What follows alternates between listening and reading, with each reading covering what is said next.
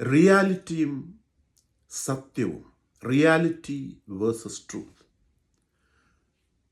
നാം നമ്മുടെ ലക്ഷ്യത്തിലേക്ക് ഓടിക്കൊണ്ടിരിക്കുകയാണ്.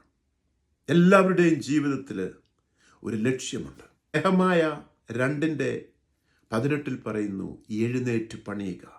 Let us rise up and build. നമുക്കെല്ലാവർക്കും നമ്മുടെ ജീവിതത്തിൽ ഒരു ലക്ഷ്യമുണ്ട്.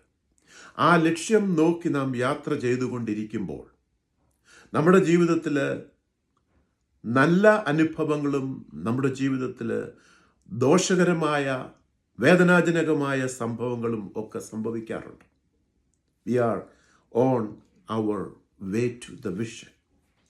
Now, പല ദുഃഖകരമായ സംഭവങ്ങളും സംഭവിക്കുമ്പോൾ അത് റിയാലിറ്റി ആണെന്നിരിക്കെ ട്രൂത്ത് എന്താണ്?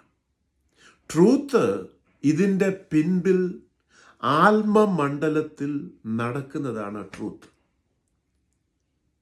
അത് ദൈവികമായ മണ്ഡലത്തിലാകാം, പൈശാചിക മണ്ഡലത്തിലാകാം. നമ്മുടെ ജീവിതത്തിൽ ഒരു ട്രാജഡി വരുമ്പോൾ, ഒരു രോഗം വരുമ്പോൾ, മറ്റ് ബുദ്ധിമുട്ടുകൾ വരുമ്പോൾ, ഇതെല്ലാം ആത്മമണ്ഡലത്തിൽ നടക്കുന്ന ട്രൂത്തിൻ്റെ റിഫ്ലക്ഷൻ അല്ലെങ്കിൽ ഷാഡോ മാത്രമാണ്. എന്തുകൊണ്ട് ഇത് സംഭവിക്കുന്നു? നാം നമ്മുടെ ലക്ഷ്യത്തിലേക്ക് ഓടിക്കൊണ്ടിരിക്കുകയാണ്.